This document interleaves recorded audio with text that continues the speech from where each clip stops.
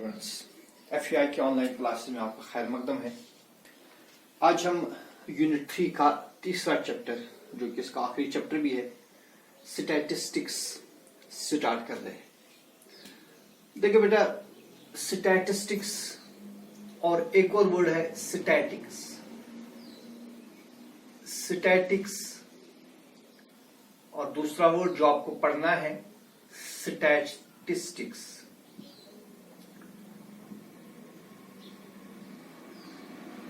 तो अक्सर आप स्टैटिस्टिक्स को स्टैटिक्स भी बोलते हैं, लेकिन ऐसा नहीं। These are two different subjects. ये एक अलग सब्जेक्ट है, ये एक अलग सब्जेक्ट है। स्टैटिक्स जो है, it is branch of mechanics, physics से रिलेटेड है ये, which deals with the study of bodies at rest. Statics is the branch of mechanics which deals with the bodies at rest. तो इसके साथ आपको कुछ नहीं करना है, आपको पढ़ना है स्टैटिस्टिक्स। ठीक है। देखिए, स्टैटिस्टिक्स क्या होता है। देखिए भाई, अगर हम डेफिनेशन में जाएंगे, जो वर्ड है ना statistics, it is derived from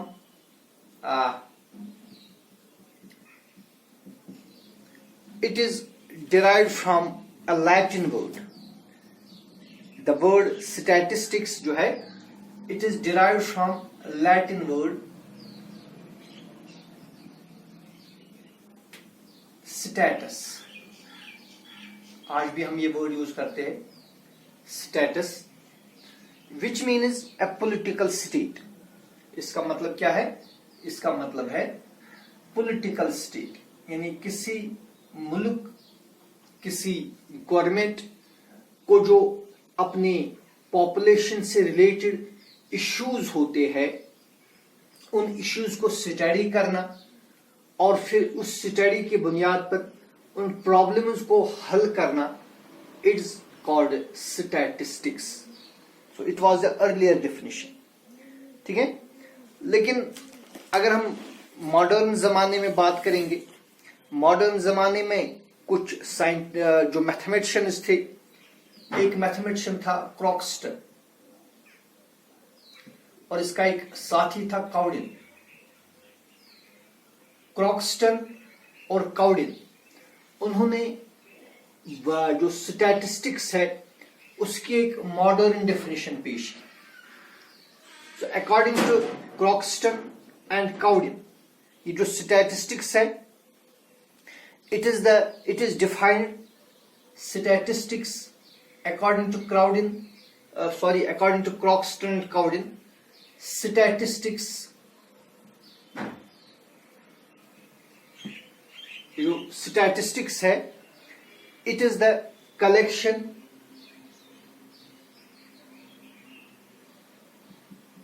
representation,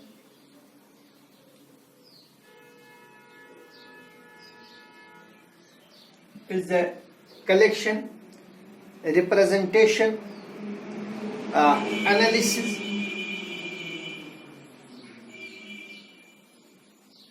analysis, and interpretation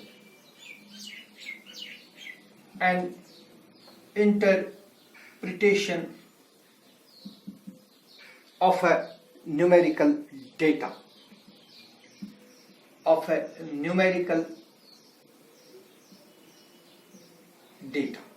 So this is the worldly, जो all over the world accepted definition। आजकल जो statistics है, जो definition पूरी दुनिया में मानी जाती है, it is a definition which was given by Croxton and Cowden, and according to these two statisticians or mathematicians, they defined statistics as collection, representation, analysis and interpretation of a numerical data. देखिए बेटा, data क्या होता है? Data means any information. अक्सर आपने ये word सुना होगा, data.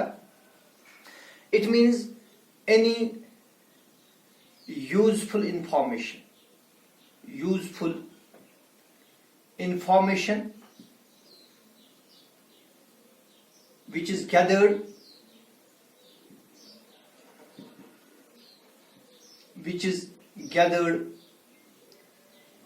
for a definite purpose.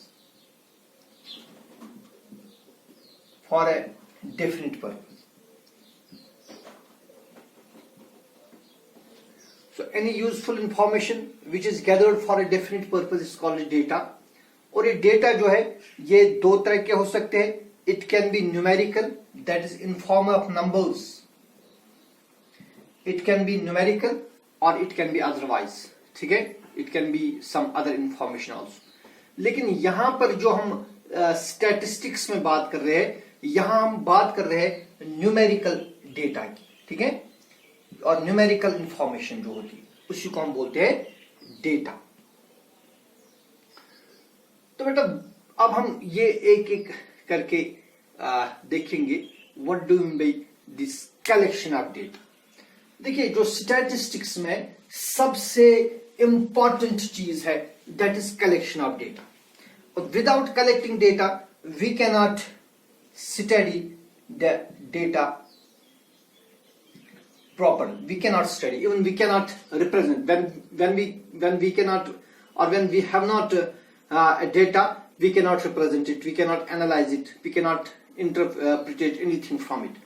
So first of all, to represent data, to analyze data, to interpret data, we must have to collect the data. So first thing in the statistics is the collection of data. So what do we mean by collection of data? तो बेटा जब हम कोई भी information gather करते हैं, कोई भी इंफॉर्मेशन, कोई भी डेटा जब हम जमा करते हैं उसको हम बोलते हैं कलेक्शन ऑफ डेटा. देखिए अभी आप पता है आपको एक पेंडेमिक चल रहा है, तो आजकल आपने देखा होगा जो टीचर्स है और अदर डिपार्टमेंट्स है, हेल्थ डिपार्टमेंट है या बाकी लोग हैं, वो आए रोज सर्वे करते रहते हैं कि how many people suffer from this pandemic. कितने लोग हैं जो इस कोविड पेंडेमिक से मुतासिर हैं. ठीक है, और कितने लोग हैं जिन्होंने वैक्सीन ली, who have taken the vaccine. कितने लोग हैं जो वैक्सीन लेने के बाद रिकवर हुए, कितने लोग हैं जो जिनकी इस पेंडेमिक की वजह से डेथ हो गई. तो एक डेटा कलेक्ट किया जाता है. हर रोज आपने ये सुना होगा भाई इतने लोग रिकवर हो गए, इतने लोग मुतासिर हो गए, इतने लोग इसमें से इतने लोगों की डेथ हो गई. तो हर रोज एक डेटा कलेक्ट किया जाता है. आज आप रोजमर्रा में आप देखते हो. फिर इस डेटा के जरिए हम एनालाइज कर सकते हैं कि भाई इस बीमारी पर, इस पेंडेमिक में कौन सी वैक्सीन, क्योंकि आजकल वैक्सीन दिए जाते हैं, बहुत सारी कंपनीज जो है वो वैक्सीन दे रही है, कौन सी वैक्सीन ज्यादा इफेक्टिव है, कौन सी वैक्सीन है जो इस बीमारी को कंट्रोल करने में नाकाम रही, या कौन सी वैक्सीन है जिसकी वजह से रिजल्ट्स बहुत अच्छा आए. तो ये इंफॉर्मेशन गैदर की जाती है आजकल की मैं बात कर रहा हूं.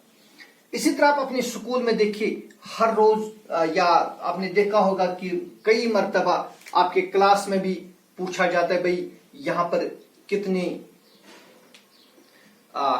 बॉयज है, या जो या number of boys in the class में, किस क्लास में कितने स्टूडेंट्स है, कितने बॉयज है, कितने गर्ल्स है, how many boys, how many girls are in a class, how many are poor, how many are orphans etcetera. तो ये इंफॉर्मेशन अक्सर आपने देखा होगा अपने स्कूल में, इस तरह की इंफॉर्मेशन आए रोज जमा की जाती है. तो इसका एक मकसद होता है कि ये देखा जाए भाई among the boys what is the literacy rate, among the boys what is the literacy rate, among the girls कितने लोग हैं जो ऑर्फनस है, जिनको कोई फाइनेंशियल हेल्प की जरूरत है, या जो पुअर है कितने लोगों को फाइनेंशियल हेल्प की जरूरत है. तो ये डेटा आए रोज स्कूल में कलेक्ट किया जाता है. तो सबसे पहला काम जो है स्टैटिस्टिक्स को स्टडी करने में, that is the collection of data. So first of all we collect the data. तो बेटे जो डेटा कलेक्ट करने का इसके दो तरीके, there are two ways to collect the data. एक को हम बोलते हैं प्राइमरी डेटा। प्राइमरी डेटा, देखिए प्राइमरी डेटा क्या हो गया, जब कोई स्टैटिशियन या इन्वेस्टिगेटर और इन्विजिलेटर जब वो खुद डेटा कलेक्ट करता है, when an investigator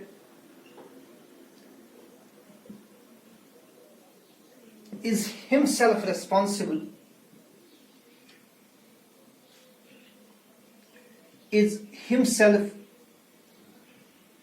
responsible for the collection of data,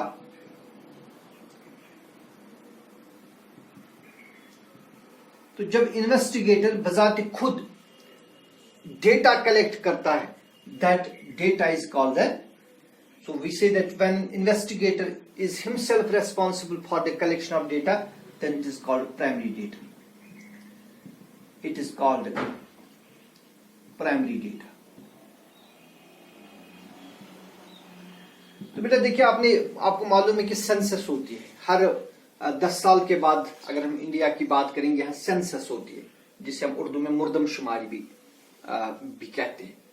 तो इस मर्दमशुमारी में बहुत सारे लोग एंगेज किए जाते हैं, खासकर जो एजुकेशन डिपार्टमेंट के टीचर्स होते हैं, वो इस काम में वो लगा दिए जाते हैं। और वो घर घर जाकर, वो जो लोग होते हैं वो घर घर जाकर खुद डेटा कलेक्ट करते हैं, ठीक है ना।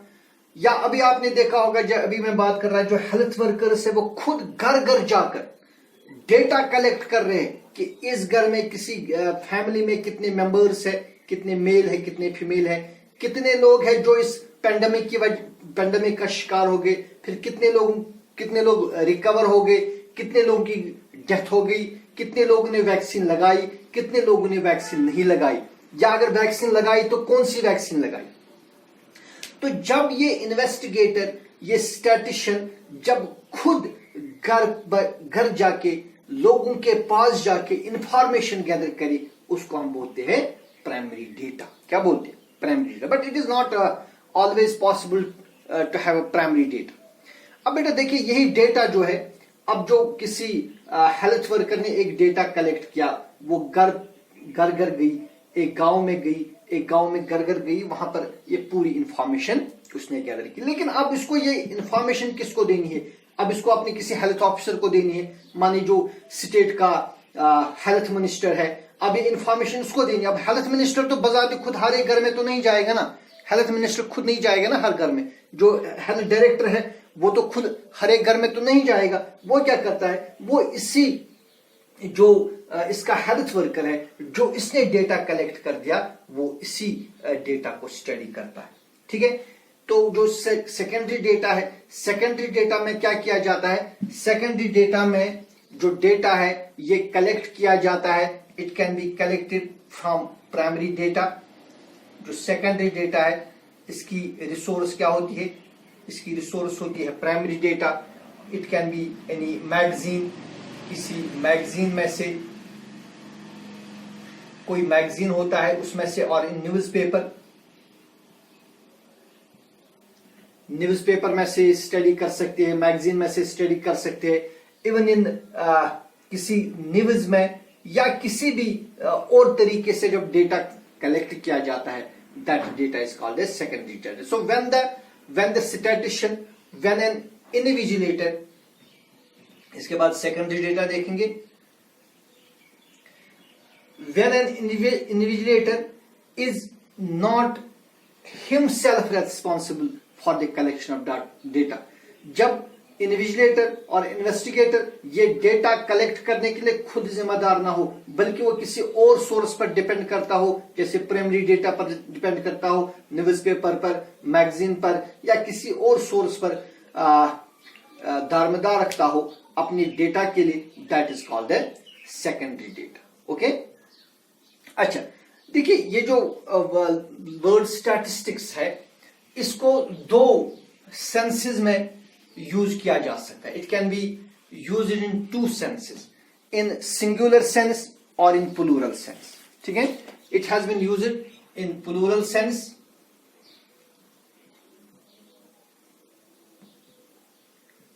and also in singular sense.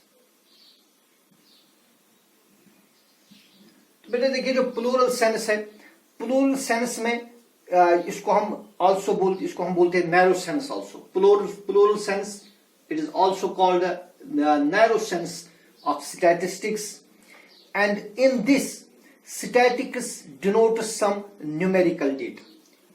Plural sense में जो statistics, it means the numerical data.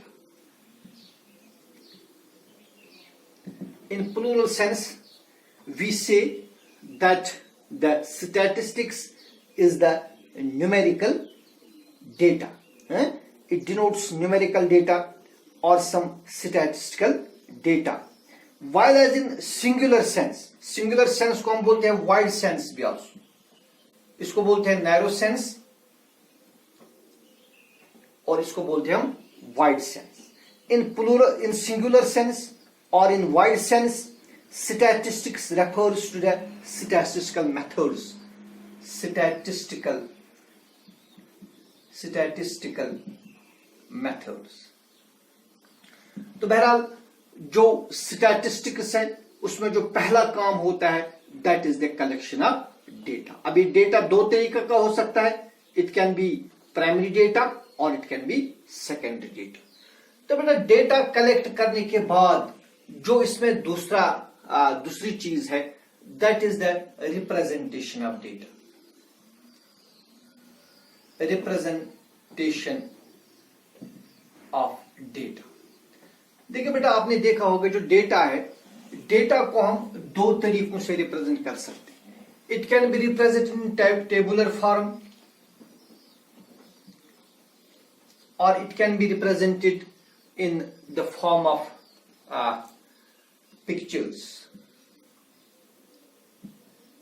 So we have two methods for the representation of data. Number one, it is the tabular form or in the form of rather not pictures but we may write diagrams.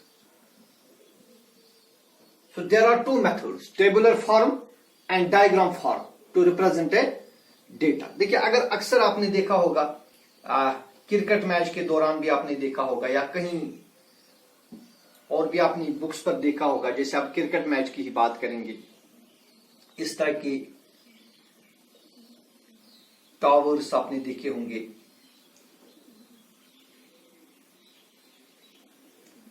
ठीक है, या इस तरह का भी आपने graph देखा होगा क्रिकेट के दौरान. ठीक है, इस तरह का भी ग्राफ आपने देखा होगा. कोई बैट्समैन है, इसने ऑन साइड में कितने रन्स बनाए, ऑफ साइड में कितने रन्स बनाए. ठीक है, जैसे ये है 20% यहां से बनाए, 40%.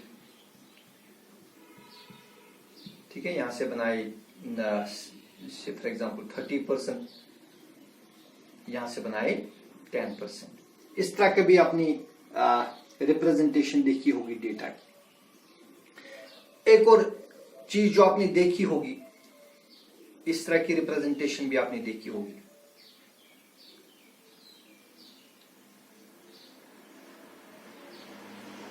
ठीक है, ये रिप्रेजेंटेशंस आपने देखी होगी. So these are all diagram representations of a data. ठीक है, so we can represent data in two forms, either in the form of diagrams. Diagrams में जो टाइप्स है जो हम एक एक करके पढ़ेंगे, जैसे हिस्टोग्राम है, बार ग्राफ है, फ्रीक्वेंसी पॉलीगन है, या हम पाई चार्ट बोलते हैं, और भी बहुत सारे तरीके हैं जिस डेटा को रिप्रेजेंट करने. So there are mainly two forms of representation of data. One is tabular form and another is diagram form. Diagram form में बहुत सारे अलग तरीके हैं. फिर डायग्राम फॉर्म में हम we say bar graph is one method, then we have frequency polygon है, इसको क्या बोलते हैं, पाई चार्ट है, और भी बहुत सारे तरीके.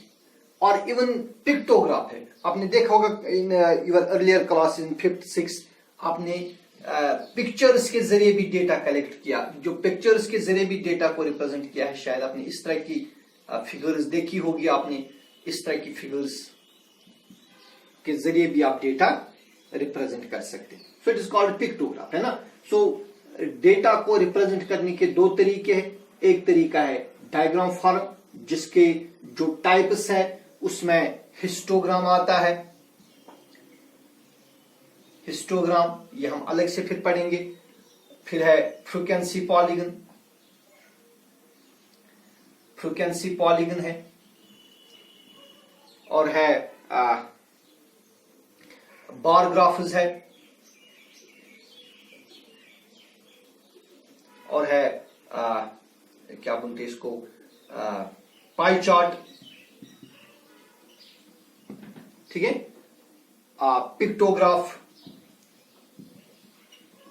These are the different methods of representing a data by means of diagram. दूसरा जो फॉर्म है that is tabular form. That is tabular form. Tabular form में हम डेटा को रिप्रेजेंट करते हैं in the form of a table. जैसे हम इस तरह लिखेंगे, जैसे ब्लड ग्रुप की बात करेंगे। ब्लड ग्रुप माने एक सर्वे की गई आपके क्लास में। ब्लड ग्रुप आपको पता है 4 होते हैं, ए बी और ओ। माने बेटा आपके क्लास में एक सर्वे की गई है, नंबर ऑफ स्टूडेंट्स। अच्छा, आपकी क्लास में सर्वे की गई है कि भाई आप out of 46 students of your class 9th, how many students possess which blood group? For example, blood group A, माने out of 46 10 students have blood group A, ठीक है। And for example 5 students or say for example 7 students have blood group B, and 15 students have blood group AB. And for example 12 students have blood group O. So this is the data of how many students. 7 plus 5 is 12, 12 plus 2 is 14, 1 2 3 4, so it is 44 students, total 44 students. अब बेटे 44 students का यहाँ पर एक data है कि किन के पास कितना, कौन सा ब्लड ग्रुप, किन के पास कौन सा ब्लड ग्रुप है, ठीक है। तो इस इंफॉर्मेशन को हम एक डेटा, एक क्या बोलते हैं इसको, टेबल फॉर्म में रिप्रेजेंट कर सकते हैं। We can represent this in the form of a table, that's called a tabular form. तो टेबुलर फॉर्म में जब हम डेटा को रिप्रेजेंट करते हैं, इसमें हमारे पास दो मेथड्स, एक तो हम बोलते हैं अनग्रुप्ड डेटा, या जिसको हम रॉ डेटा भी बोलते हैं, और दूसरा होता है ग्रुप डेटा। देखिए बेटे, जब हमारे पास डेटा बहुत बड़ा हो, उस वक्त डेटा को हर एक जो टर्म है उसको इंडिविजुअली स्टडी करना पॉसिबल नहीं है। देखिए ब्लड ग्रुप्स में हमारे पास ब्लड ग्रुप 4 ही है, ए बी और ओ, ये बिल्कुल शॉर्ट एक डॉट डेटा है। तो यहां पर हम हर एक ब्लड ग्रुप को इंडिविजुअली स्टडी कर सकते हैं। लेकिन कभी कभार डेटा बहुत बड़ा होता है, हर एक टर्म को इंडिविजुअली स्टडी करना मुश्किल होता है, लिहाजा उस केस में हम जो डेटा होता है उसको हम कंडेंस करते हैं into the groups. For example इस तरह आपने देखा होगा 0 to 5, 5 to 10, 10 to 15, 15 to 20, इस तरह का एक डेटा आपने देखा होगा। इनको बोलते हैं हम क्लास इंटरवल्स, क्लास इंटरवल, ठीक है। तो हम सबसे फॉर एग्जांपल देखेंगे कि भाई एक लोकेलिटी में जो पॉपुलेशन है, let us see population in locality, ठीक है, और इन डिस्ट्रिक्ट से for example 0 to 5 age group में जो लोग रहते हैं, जो बच्चे हैं जिनकी एज 0 to 5 है, मानिए इस तरह की जो पॉपुलेशन है दैट इज 2000, ठीक है। जो 5 to 10 एज ग्रुप में है, से for example it is 2500। 10 to 1500 जो एज ग्रुप है, इसकी जो पॉपुलेशन है, से for example it is 1900। And 15 to 20 इस एज ग्रुप में जो पॉपुलेशन है, से फॉर एग्जांपल इट इज 3000।